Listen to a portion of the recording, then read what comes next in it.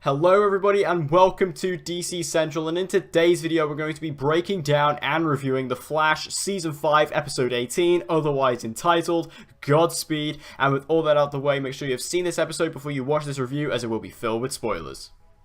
That's right, the title is official. This is no clickbait, there is no clickbait going on in this video whatsoever. We have officially gotten the Godspeed episode for The Flash now in Season 5, directed by Danielle Panabaker, and this was a really anticipated episode. This is probably the most highly anticipated episode of the season because of that name alone, Godspeed. We finally have Godspeed on the show, and, you know, even though I've had some pretty, not so nice things to say about Godspeed over the years, it's pretty nice to actually have him finally on the show and to give, the fans who do want him to finally have him here on the show. And, this episode had some pretty big legs going into it. So let's just talk about it straight off the bat. Let's talk about Godspeed just to get him out of the way. Godspeed was pretty cool, I'm not going to lie. He was pretty awesome on this. Obviously, we saw the set photos before the episode came out. We got to see the suit and things like that. The suit was great. Like, the suit looked absolutely fantastic. Maybe one of the best speedster suits that the Flash has ever done. I think that this is up there with, like, the Reverse Flash suit and, the Season 4 Flash suit. Like, this is up there with some of the best. Like, this was a really awesome suit. And if this is just a one-time appearance, which, to be honest, I'm not sure if Godspeed will ever show up again. I can't see a way in which he can, in a way that makes sense. But if he doesn't show up again, I think this was a great, just one and done appearance. Because, I mean, Godspeed's not a big character in the comics. He only has a very short arc within the comics. So if they just want to kind of follow that through and just have him in this one episode, I think this was one hell of appearance. Like, he was dangerous, he was fun, he looked great, and he was a really awesome presence, And I really like the fact that, they kind of links him into Zoom a little bit, because there's a little moment, because he actually has white lightning, and I like the fact that Nora was kind of investigating, why does he have white lightning? She was looking in the Flash Museum to see all the different colors of lightning, and, she actually noticed when he was fighting her, that there was actually a flash of blue, and she realized that this was actually a basically jacked up version of Velocity 9. So if you remember in Season 2, Zoom was taking Velocity 9 to give him more speed, and it was actually killing him. Well, this version of Velocity 9 that Godspeed was using was like an even more jacked up version of that, so that's why he was producing white lightning. But Godspeed was really cool. I did enjoy having him on the show. I'm interested to see if we will see him again, if they will bring him back in Season 6 or any other future seasons. But even if this is just a one and done appearance, if this is it, if this was our, taste of Godspeed for the show, I think they did a very good job. Also, special shout out to Danielle Panabaker, who of course plays Caitlin Snow, aka Killer Frost, on the show. She directed this episode. This was her directorial debut. She did a fantastic job with this episode. Really awesome. I love it in TV shows when they get one of the cast members to direct. Obviously we have Tom Cavanaugh direct quite frequently on The Flash these days, and we also had on Arrow this season. We had David Ramsey, who of course plays John Diggle, direct an episode this season. So it was really nice to have Danielle direct this episode, and like I say, I think she did a fantastic job for her first directorial debut. Hopefully they can get her to direct some more episodes in the future.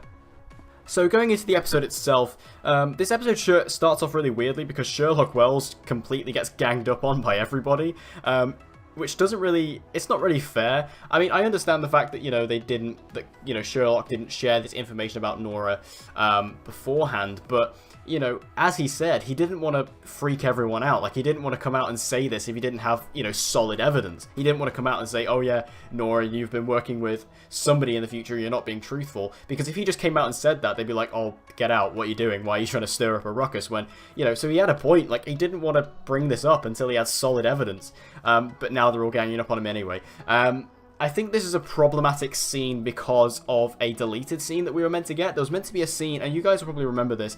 There was a scene we were supposed to get. It was in the synopsis where apparently Sherlock was supposed to approach Iris about Nora, but that scene never happened. It was supposed to happen around episode 10 or episode 11, somewhere around there, and it never ended up being in the episode. So without that scene, this kind of feels like it came out of the blue. So it is a bit unfair for all these characters just to gang up on Sherlock like that, especially Barry and Iris. But I still think it was just like a scene they had to have in order to get Sherlock out, because they had to have, basically they couldn't have Sherlock for a large amount of this episode because they obviously had to have Tom Cavanaugh playing Eobard Thawne, so they had to find a way to kind of write Sherlock out of this episode in a way that made sense, and that was kind of the best way they could do it.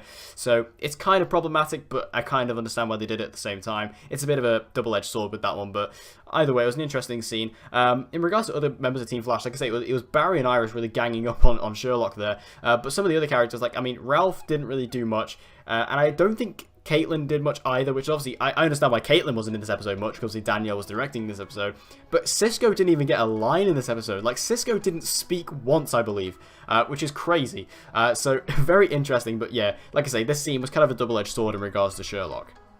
Now, this episode is a complete flashback or flash-forward episode, depending on what you want to call it, and we get to see Nora's origin. Like, we get to see her working as a CSI with the CCPD in the future in 2049, and it's very, very reminiscent to Barry in Season 1. If you remember back to the pilot where Barry was always late to the job and things like that, Nora is the exact same. Like, you can see that this is most certainly a child of Barry Allen. This episode really had a Season 1 feel, and I don't know if that just comes down to the tone or if this comes down to all the different callbacks, because there were so many Season 1 callbacks, and especially pilot callbacks. Like, this felt like a pilot for Nora. Like, there was a lot of moments where, like I say, there was that scene where at the beginning where she's with the CSI, and also where she first gets her speech, she runs into a dump truck, which I believe Barry did in the pilot as well. When she gets knocked out, she gets woken up by Lady Gaga's poker face, which has kind of become a recurring joke on The Flash. So there's all these different, like, Season 1 callbacks that really gave it this Season 1 feel.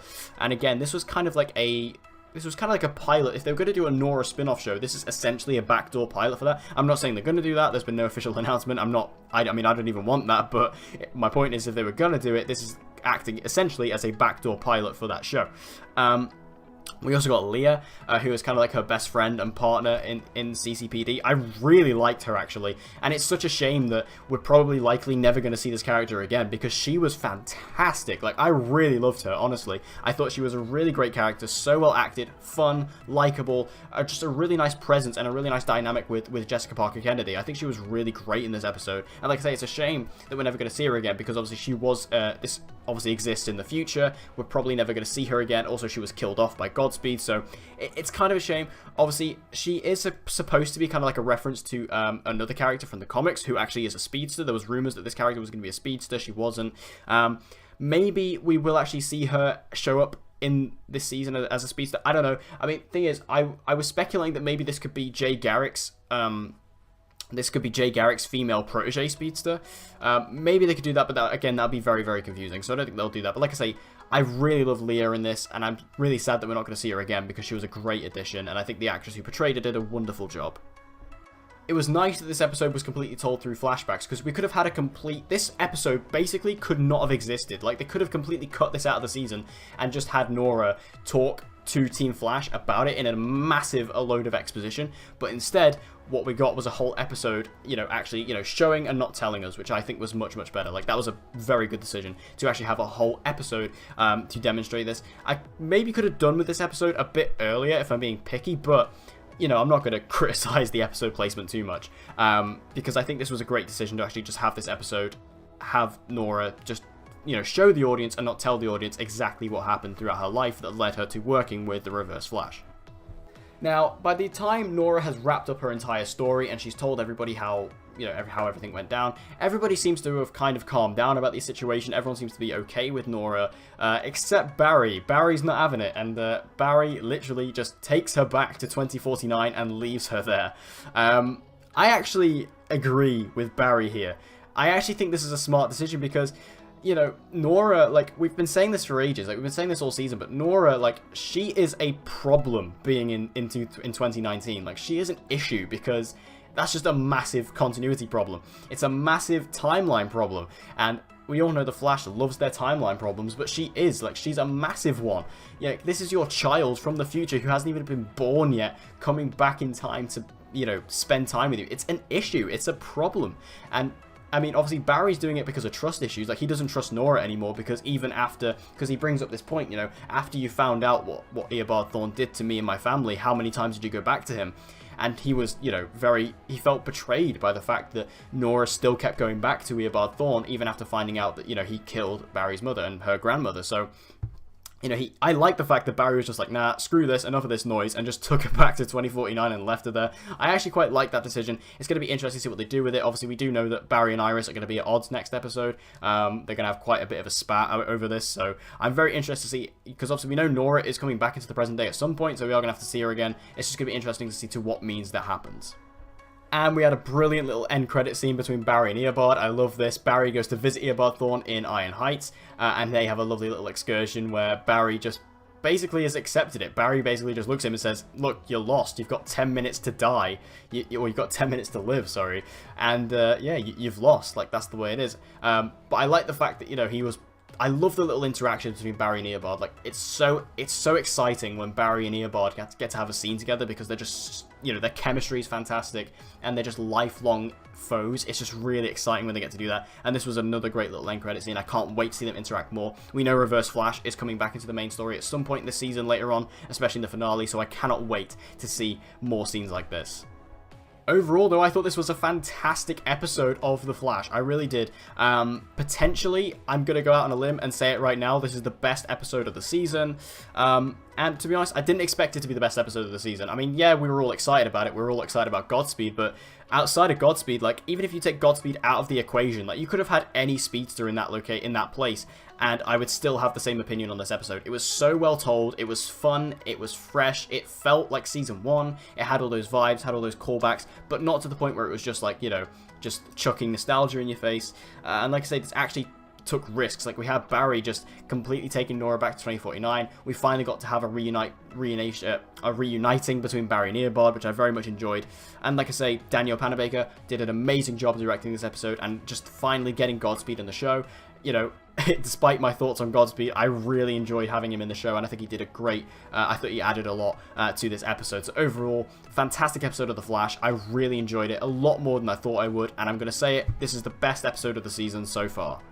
So what did you guys think about Godspeed? Make sure to let me know all your thoughts about this episode in the comment section down below. Were you excited about it? What did you think of Godspeed himself? And what did you think about the entire Nora origin story? Let me know everything you think in the comments down below.